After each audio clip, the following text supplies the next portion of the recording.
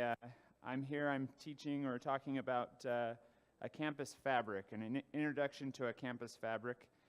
I work with Cisco Systems. I'm a system engineer for them. I'm here locally in Salt Lake, and for some of you know me pretty well. I'm your system engineer. I cover the public sector group, and so I'm here to help you understand what a campus fabric is and why you care about it, why it's important to you, and hopefully this microphone doesn't poke me in the eye. It's kind of weird to have a microphone this high up on my face, but so we're a networking company. Cisco, you probably heard us. We do a lot of other things as well: security, collaboration, data center, Internet of Things. But typically today, you probably have a network. How many of us are network engineers in the building? We've done a couple of things here. So this is your traditional network. We've got some sort of a core. We've got a distribution and an access layer, and with this network, it comes with some challenges. Whether you're doing it using a layer 2 access with spanning tree protocol, something like VSS, or routed access, you still run into some challenges. Layer 2 and layer 3 protocol tuning, but more specifically, user mobility. We want to be able to keep a user and allow them to have the same policy across our network, whether they're plugged in wire or wired, whether they're plugged in this building or that building or walking through wherever. And we want to keep the network segmented. Today, it's complex. Oh, I forgot. There's one thing I wanted to do. Let me step off the stage for just a second. It's complex and difficult.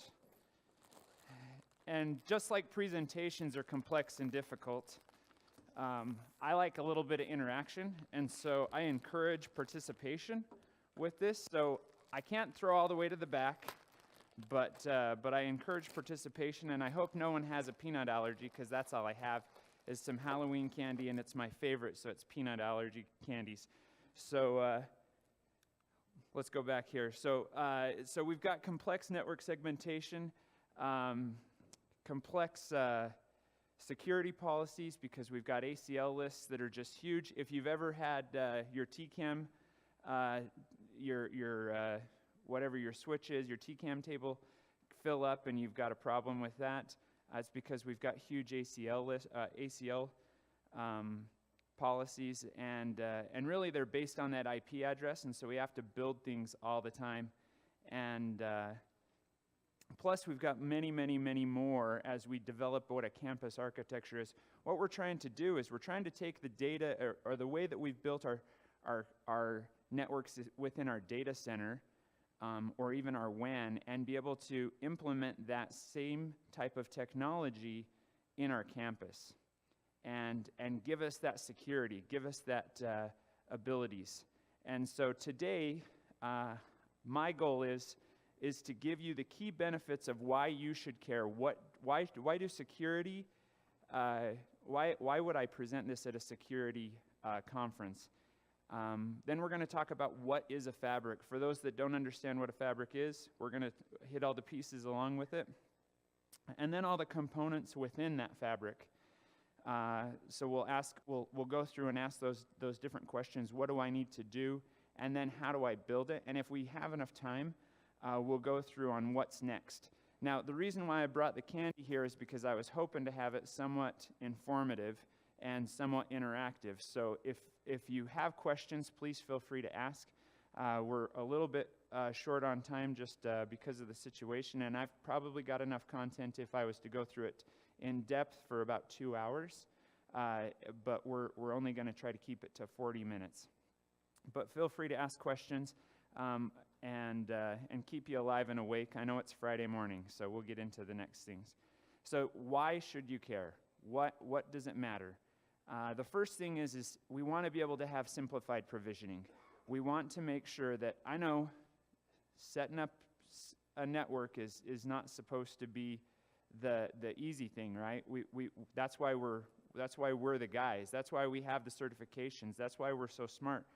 But for a security situation, what we care about is a policy-based configuration that you can implement across all of your network nodes. And by doing that, you can build the automation, you can build the policy to ensure that every single edge node is going to be configured in a very simple and the same way. And as well, we'll talk about something that's specific. Just because I'm Cisco and I know how to do it with Cisco, we'll talk about how to do it using what's called a smart CLI. We've built some ways to make it easier for you. The next thing, really, it's the security piece of it, is we want to ensure that we have simplified segmentation. We can keep users and things separated, because what does our network look like today? Our network looks like a whole lot of things on the internet, including people and our devices. So we need to be able to make sure that those things can get on the internet or get on our network, get to the internet without compromising the rest of our network. With that, we've got to be able to ensure that we talked about ACLs. Mobility is the key. We have to enable mobility, because I don't see any of us here, maybe this guy, nope, not even this guy, none of us are connected by a wire. We've got to ensure that we've got mobility everywhere we go. Your IP address should no longer be tied to your security constructs and your security policies. Also, we want to be able to ensure that that policy is enforced from end to end. Again, we talk about your identity. So in the industry, identity is very, very important, and it's coming up more and more often. And there are multiple different identity services and ways to provide who your identity is and interact with one another. They don't care what your IP address is. They care about what your identity is, and so we'll go through that. So the key concepts of what a fabric is. How many people know what a fabric, a campus fabric, or even a fabric is? Have any? Okay, we've done some. How many of you have used MPLS? A GRE tunnel? CAP-WAP? Okay, you guys understand what a fabric is. The first thing is there's an overlay.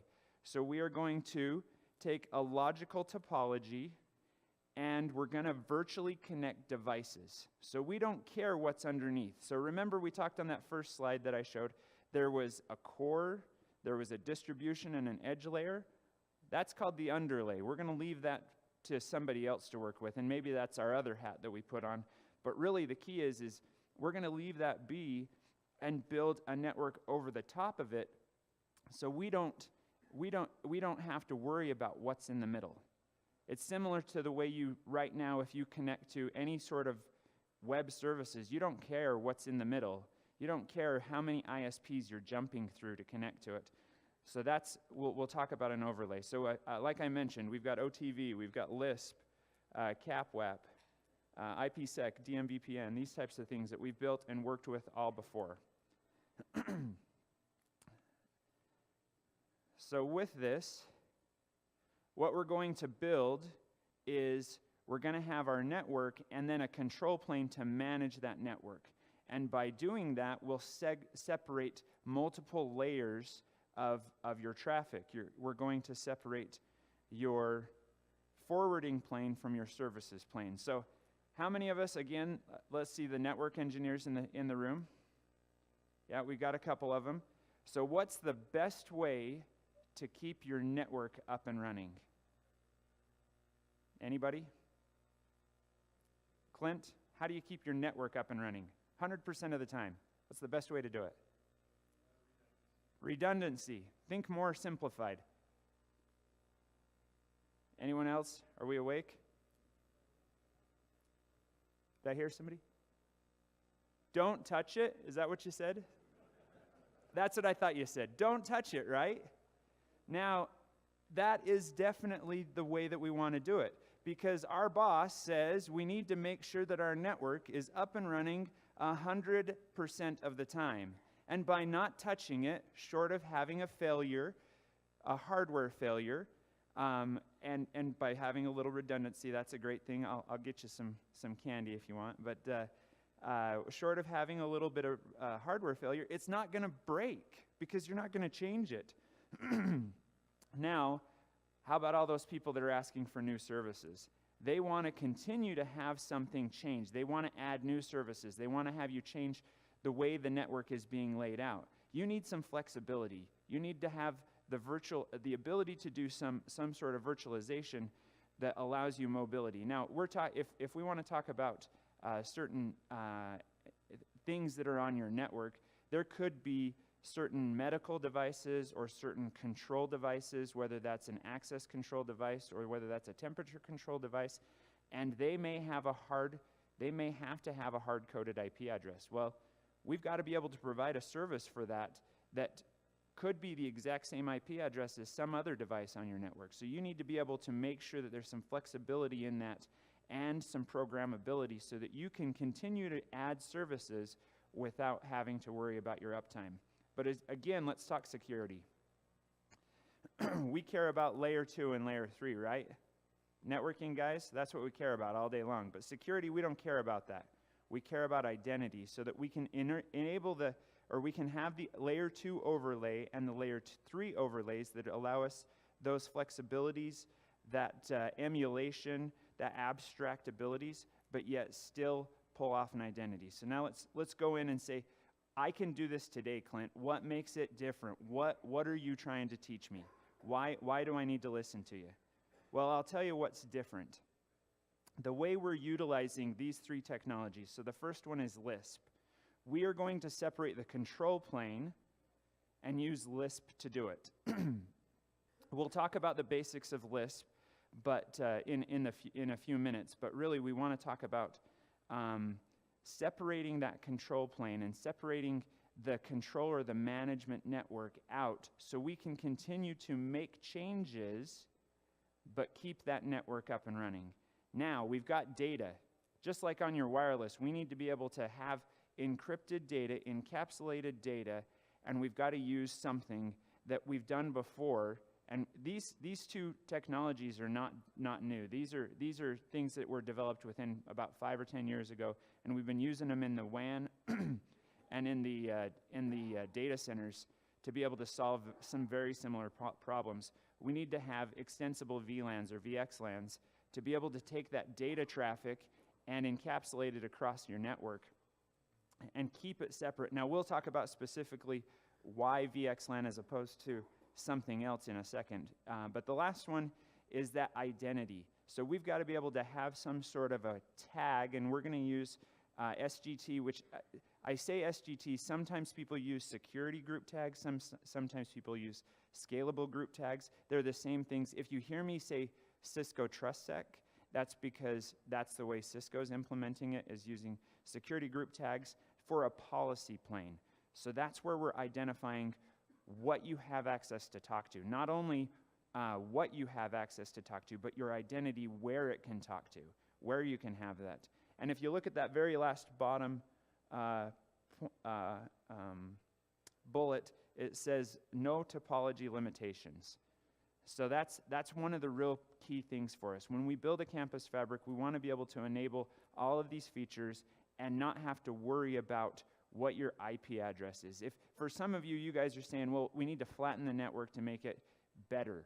We need to flatten the network so it's easier. But yet you also say, well, I want it flat, but yet I need it segmented and secure. This is almost the best of both worlds. So let's talk about, I know, we're getting a little geeky in packets and headers, so hopefully this is okay with you guys. So if we're going to talk about Lisp, how many people know what Lisp is? Or how many of you used Lisp before? So Lisp, we'll discuss it in a second, but Lisp has a couple of things. One is it's a way for you to, it's a location identity separation protocol. And it allows you to build a layer 3 overlay. The reason why we don't use Lisp, Lisp also has the ability to encapsulate traffic. If any of you have tried to do IPv4 to IPv6 encapsulation and changing, you could be using Lisp, and that's why one of the reasons why Lisp has an encapsulation piece as well. But it only specifies IP-based layer 3 traffic. So we need to add that additional VXLAN for the data plane, which adds in the layer 2 and the layer 3 overlays. and we'll break apart that header. If you look, you've just got a brand new header in there for VXLAN as well. Now, as we add in this header, the reason why we use this VXLAN specifically is with the VXLAN protocol, inside the VXLAN header, we have your VRF information and your security group tags. Has anyone ever tried to implement Cisco TrustSec or security group tags within their network? It's not easy.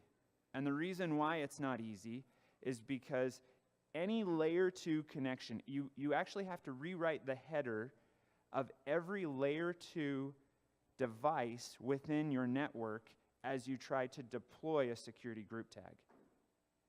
And that, I don't know about you, but I don't have the time to do that. And probably your networks are probably more complex and difficult to be able to manage that. By utilizing VXLAN, we can look at the header. Now look just in the orange. This is we stole this off of well, it's from the standards documentation of what the VXLAN header does.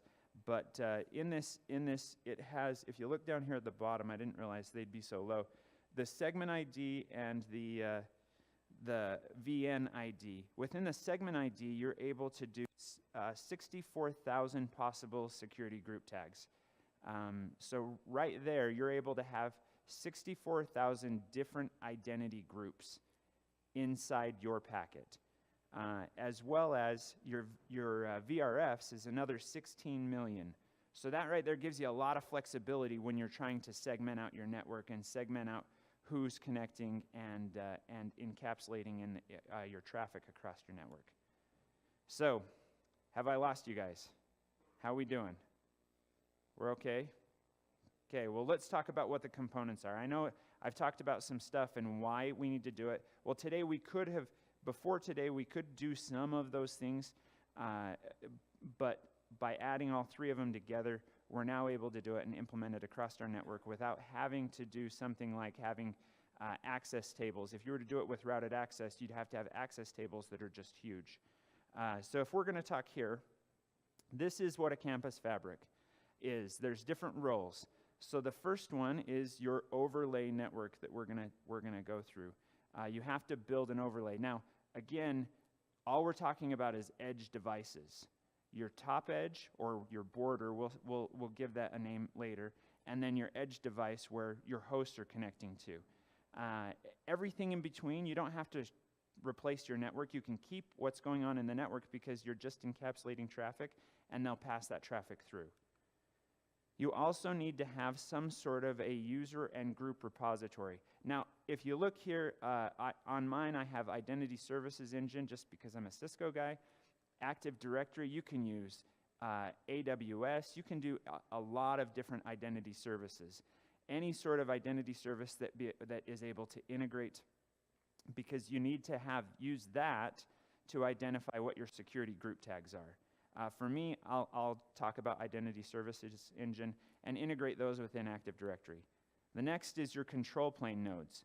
Now, if we were to do this using routed access, we would have to build routes and ACLs for every single host and device on your network. And every single device on your network would have to have, and I say network device, every single network device would have to have that routing table within it. By using Lisp, we're able to use a control plane node. That's this node up here in the top.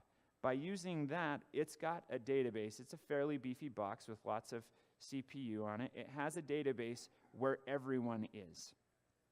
And from that, you've got identifiers on those, so it knows what edge network device you're connected to. So if you were to lose an edge network device, you wouldn't lose that path.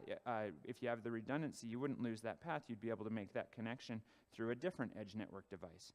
But you'll have to be able to do that. Obviously, you're having a big database, but you're only controlling it or keeping it once. Now, you also need to have a border node.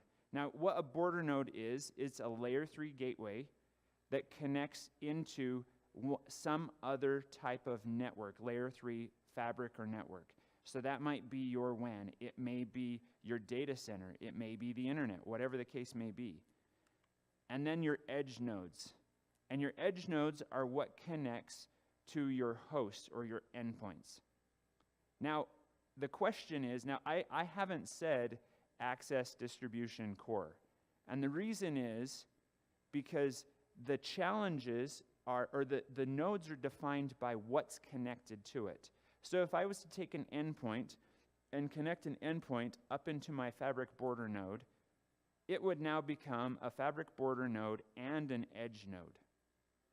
If I was to somehow create another layer 3 network off of one of my edge nodes, now if my edge node can support it, it would be able to be a border node and an edge node. So that's why I'm not going to use the terms core, distribution, access, because that's the underlay. We don't care about the underlay. The underlay, you might care when you're wearing the network engineer hat. But when you're building the overlay, you don't care about that because you can provide the services wherever they need to be. And again, that's the intermediary nodes. That's the underlay that we were talking about. So now we're going to talk a little bit about Lisp. I need to give you some vocabulary terms. The control plane node is also, if you've heard Lisp, it's your map server. Your edge nodes, if you ever hear someone talk about endpoints or XTR, that's your edge nodes. Your border nodes or PXTR, I'm not going to talk about those, but if somebody ever says that those are available. And anything that is a non-Lisp IP forwarder is an intermediary node. So that's the rest of your network. And then we'll talk about fabric domain. It's Lisp process, your virtual network or your VRF, you've heard that before. Your endpoint groups, as we develop those endpoint groups and segments, you'll have security group tags, or host pools are your VLAN and addresses. So as you start to go through and learn how to do a campus fabric and understand some of these things, make sure and review some of that terminology so you'll understand it. So really let's actually go into what are the components. Lisp. Now, again, it's Location ID Separation Protocol. It's an acronym that actually makes sense. What we're trying to do is everyone today has a cell phone, and they've got their cell phone number, and they walk around and they connect to a cell phone provider or their tower, and their cell phone number works just fine, and their buddy calls them on the phone and it works without any issue. Well, what happens if I was to take my cell phone, and on this side of the building I'm connected to the cell phone tower that's over here, but I walk over to this side of the building and now my cell phone number is different? That'd be ridiculous. We wouldn't stand for it. This is again that mobility. So using Lisp, you're able to take that identity and keep your identity no matter where you're at on the network.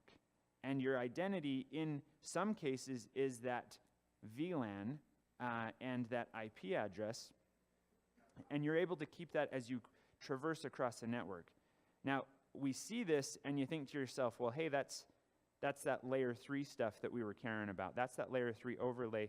Now I can build ACLs that do this all day long. That's right, you could. By using Lisp, again, you could build ACLs and you could take your devices all across the network. And so if you look at a transition platform in the future of how you're going to be able to utilize this, you can utilize your Lisp identity services and build them IP address across the case. Now in the data center, this has always been helpful, especially as I migrate from one data center to another or one cloud to another. Having Lisp allows me to keep that service on the same IP address without having to make huge changes. Now let's talk about mapping systems. So a mapping system is similar to a DNS lookup, or being able to make that phone call into your cell phone provider. It says, today it's saying who is. And in a Lisp mapping system, it's not saying who is, it's saying where is. Because we already know who you are. We already know what your identity is. What we care about is where you are. And from that, it'll say, you're on edge node A or edge node 24. You're over in endpoint group 16. So again, we're going to talk about how it's part of this. I know I've already talked a little bit on it, but I did want to talk about this discussion. The first thing we have as you build this in your environment is that control plane node. So this has to be a fairly decent box. If you've got a network that is small, now I'm going to use Cisco size boxes for anyone who knows Cisco stuff, just because I know that size. So you could use a 3850 to be your control plane node if your network is small.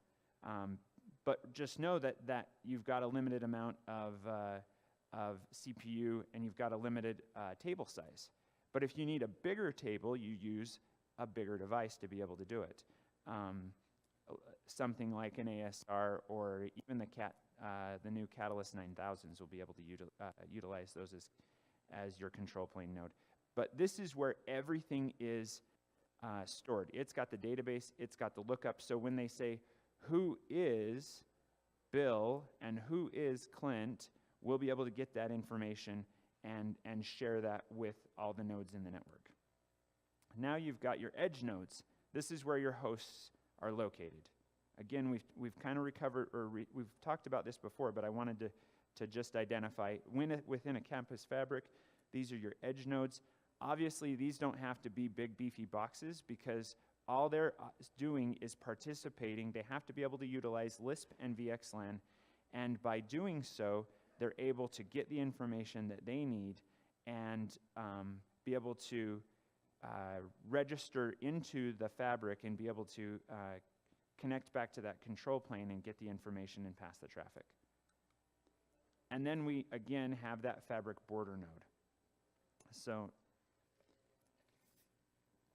what those border nodes do is they proxy the fabric data and proxy it off to other layer 3 networks. So when that layer 3 network is trying to find an endpoint that's within the fabric and they're outside of the fabric, they hit that proxy node, and from that proxy node, the proxy node says, I got this, I'll build it, I'll send it off, and then make that communication across. So now the components. Security group tags. This is the key for us. When we look at security, we want to be able to, today how we do it is we're using IP-based policies, ACLs, firewall rules. We're segmenting through VLANs, IP addresses, or VRFs. We're classifying through static and dynamic VLAN assignments. We're building this today one entry at a time, one IP address at a time, one VLAN at a time, or one network at a time. What we want to do is to remove that, remove the limitations within that static or that traditional building, and allow you to automate that, make these things a lot easier to manage, and to be able to say to your identity system or your identity group, if you make a change to an identity group by adding a person or removing a person, we want to be able to see that across the network and propagate across the network, and that's done through a security group tag. So today, using a security group tag, we can identify. If we're going to talk through this, I like charts, and I don't know if there's a camera or anything, but as we look through here, we allow different types of people. So we're going to build who you are, your identity, whether that's different types of people or different types of devices, and then we're going to say, you can talk to this or that or the other. By doing that, we've now said to the groups, we've said, this Internet of Thing, maybe it's a light. Maybe all these lights are IP enabled and that they're running off of PoE power. You can say, this IP light can now talk to this IP control, or the light control switch and the control plane, and it can connect to this update server, but it can't connect to anything else. And then you can say this type of person, this contractor that deals with IP lights, can connect to the IP lights, and he can connect to the IP servers, and he can connect to the IP and the update server, but he can't talk to anywhere else on my network. Or in the case of education, you can build a tag that says, hey, I'm a teacher, and I'm a student, and maybe I'm a TA as well. And so as a teacher, I have access. As a student, I have access. But as a TA, I have certain types of access. A TA for chemistry has the access to the right amount of things where they can input all the information and help out those teachers, but yet don't have access to change certain grades or things like that.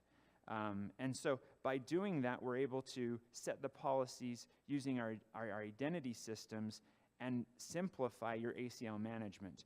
You've essentially reduced the ACL management because now you're saying, hey, on this, according to your tag, if you don't have the tag, you can't talk to it.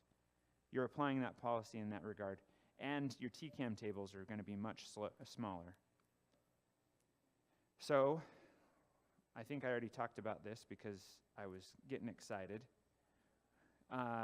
You've got network device admission control.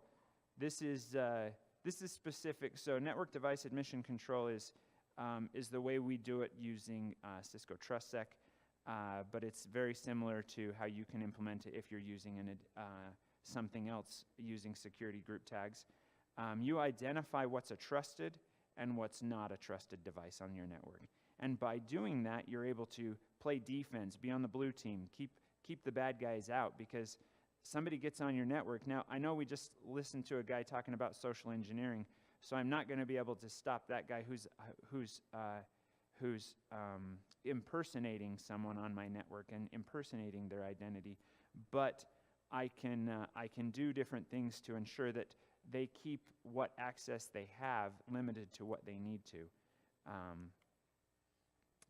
using those security group tags and security group tag names.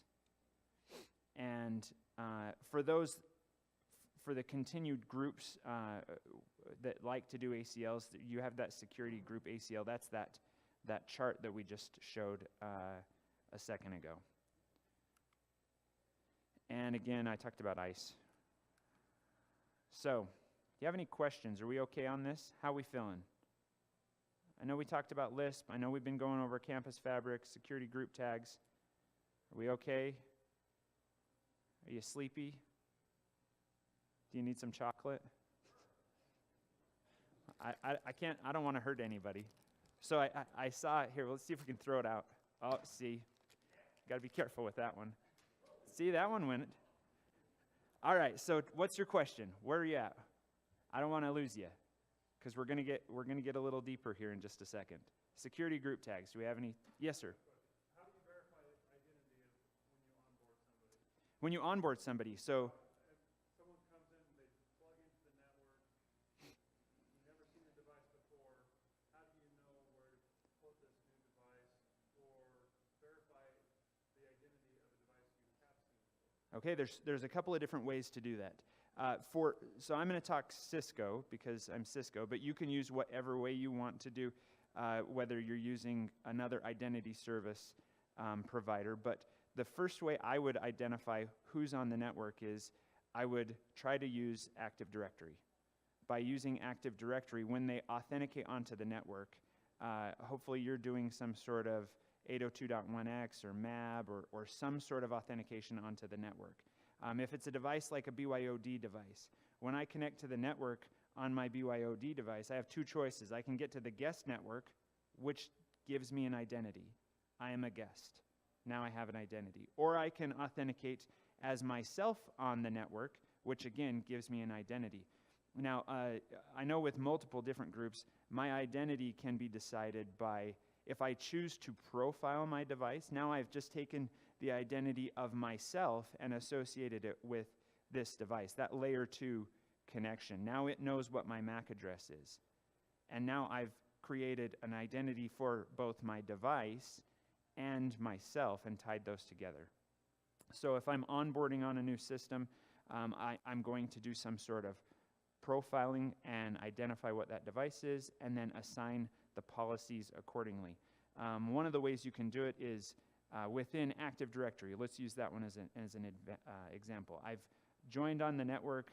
I am a brand new employee, and I've been given, I'm we'll just say I'm a new member of the IT help desk team. By a member of the IT help desk team, I've been given rights as a member of the IT help desk team.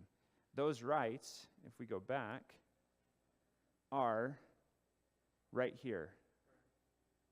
That's the information of where I can go to and what I can't go to. And by doing that, I've now identified who I am on the network, and the network says, you have this ability. Now, say I've been given rights as an IT help desk team, but within the IT help desk team, I have a special group that says I am allowed to do imaging. Maybe you don't let everybody do imaging because you don't want your network to blow up or whatever reason. So you give this additional access to imaging. Now you can connect to the imaging servers. Now you can connect to the labs and manage those in that regard. But that would just be an additional security group tag added to your identity. I guess I'm more, is it 802.1x on a wired connection, and is there, I mean, we're not going to be dealing with it. At what level are you placed on the network? Is it at my Windows login? Does that make sense? Yes, yes. Where that actually occurs, because it's hard to verify their identity before they've actually got a network connection. Right, so if you've never seen the device before, then they have an identity. They're an unknown identity. So you don't know who they are, and so you'll probably put them in some sort of a unknown identity access group. And then from that, you can allow them to identify who they are by using a Windows authentication or MAV or 802.1x, something to that effect. Whether it's wired or wireless, you're saying, I don't know who you are. Will you tell me who you are? Some of these onboarding activities have been pain points. Mm-hmm. And so it just makes me concerned that it has to be very, very easy, slick, and reliable, that onboarding process or the verification of identity. So that the last thing you want to do is implement some wonderful network thing and have all your users frustrated. Absolutely, absolutely. And really, if you look at wired, let's talk about wired for just a second. Yeah, it's wireless. We're Yep. already there. Wireless, not a big problem, but let's talk about wired. If I connect into the network, one of the big things that I hated as an employee of a company where they had wired authentication, I was logged into the network, I connected, they gave me access. I had a default VLAN access that I had. Then, within a few seconds or minutes, usually it was about 40 seconds, my network would then change. I would be de-authenticated and re-authenticated. Now, as an IT guy, as I walked in a conference room and I signed in my conference room, my information, and then to watch it flip and then flip back, that was the most frustrating thing because I walked into this conference room and I started going and I started to talk about it, or I was trying to pull up my presentation, and it was horrible. So one of the ways you can implement it is you can flatten out your network so that you don't have to change VLANs. You can have a base VLAN for employees or a base VLAN for whatever. And by doing that, you can apply the policy without having to reset and change the VLAN of the device, because that goes back to layer 3. We've now switched them to layer 3. Again, that's where we were at. That's where we're at today, and that's why we want to do something like this, where we can make those changes and not have to rely on layer 3 to apply security policies. So once their identity is confirmed, it's just given more access, their network doesn't change. Exactly. Or removed. I'm gonna give you a handful of candy. This is great. Here, you can share it with whomever. I don't want to hurt people. Any other questions? That was great. I appreciate that. Yeah. So you talked about how someone could possibly have, if there's someone who could have multiple identities, right? That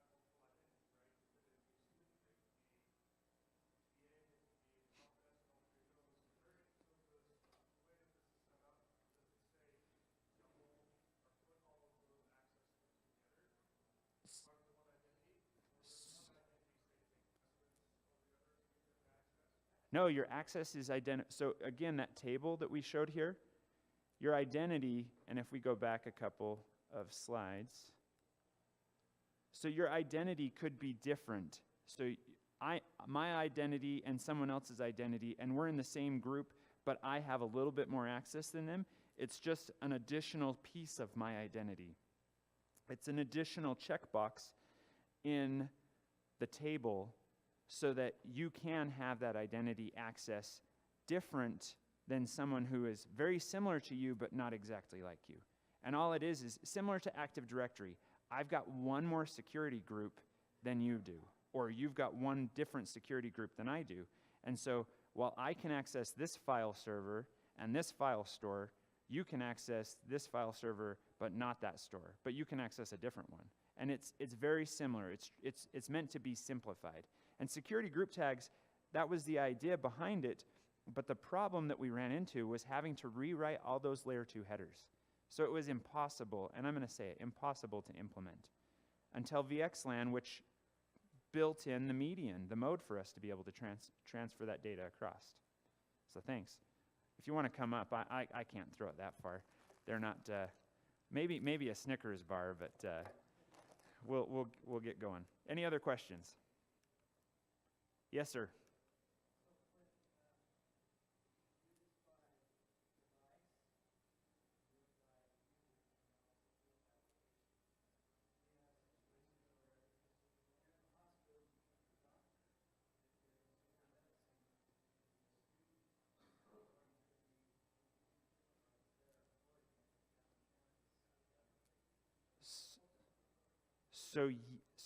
Now I'm going to take my multi-vendor hat off, and I'm going to stop talking about protocols and standards.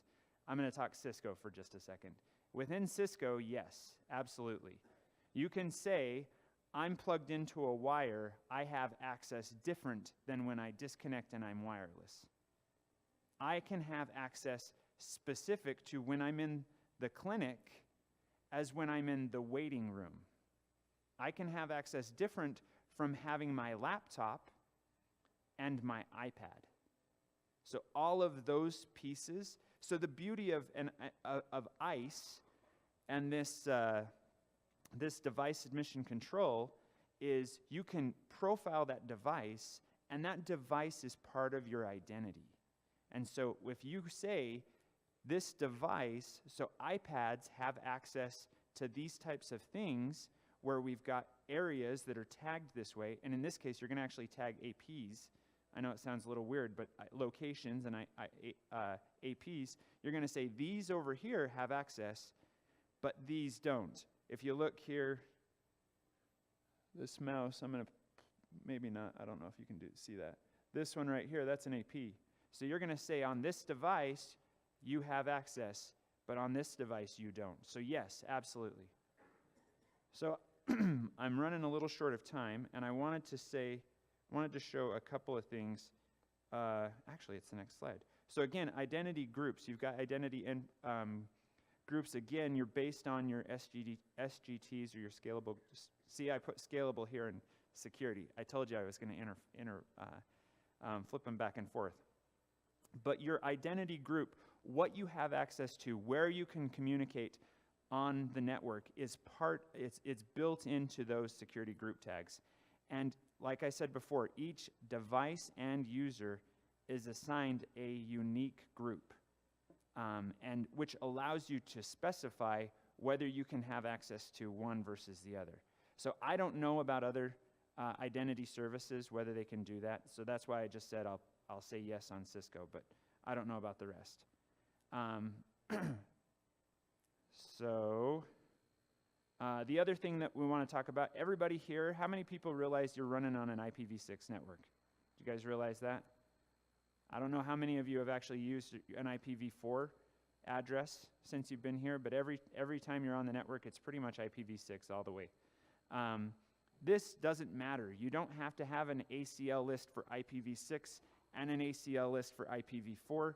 You can say it's agnostic because, again, we've talked about layer 2, layer 3. It's identity. It's who is, not where. So with the few minutes I have left, I want to talk about putting it all together. How do we build it? So what do we need to do? So I'm going to show you some of the stuff. I can configure Cisco switches and Cisco devices, so I'm going to show you how to do it on a Cisco. The first thing you need to do is have that control plane mode. You need to build a Lisp site or that fabric domain. You need to be able to have a key.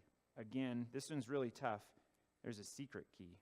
And you need to say which IP addresses are mapping into your fabric. Then you need to be able to configure your VXLAN. You need to be able to set up on the different nodes your information in there. Now, we're going to post these slides. They've already been posted, but if you want to go through the specifics, really I'm running really short on time, so I'm going to actually skip through some of this. But this is, if you want to go through and configure this and set this up yourself, you can designate the map servers and resolvers and all that information.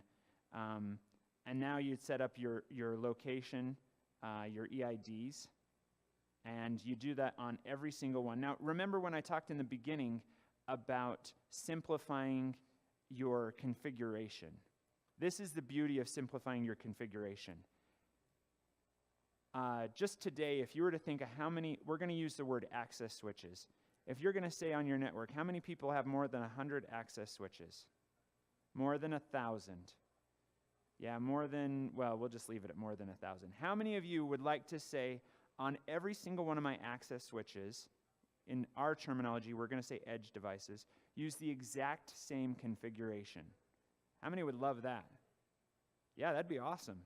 Now, obviously, you're going to have some identity information and configuration, but as far as configuring, you can utilize that same exact configuration because all the edge nodes are going to be the same in the fabric that you're building.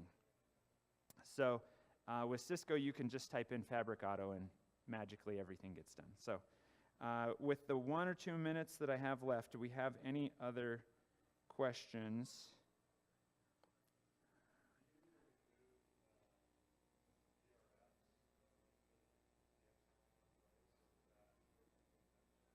Nope. Utilize it. Utilize it. So we'll talk MPLS specifically, how you can integrate, whether your MPLS will be an overlay or whether you'll connect into an MPLS network as a border node, but you can do both. There's lots of ways to implement it on how you'd build a campus fabric and utilize MPLS as well, but you can utilize both, or you can keep them separate or not. So what do you do next? How do you take this today and actually take it to the bank? The first thing to do is look at your underlay network, identify your underlay network, and see if your edge or your border nodes can actually connect to as an overlay, if they can support VXLAN and Lisp. If they can support VXLAN and Lisp, you can then take and build this within your network. And by doing that, now here again it's Cisco. So if you have those devices as your edge networks, you can do that. You can try it out in the lab. You only need 2 or 3 switches, a control plane border node and a fabric edge, and then build it out yourself. And as you do that, you'll be able to utilize and try things new, try it out, learn it. Again, try small, start small, and then grow into big. Well, thank you very much. I appreciate your time. Let's have some questions if you have any additional questions as people walk in and people walk out. Any other questions? Okay. Well, thank you very much. And again, I'll be available if you need me. Appreciate it.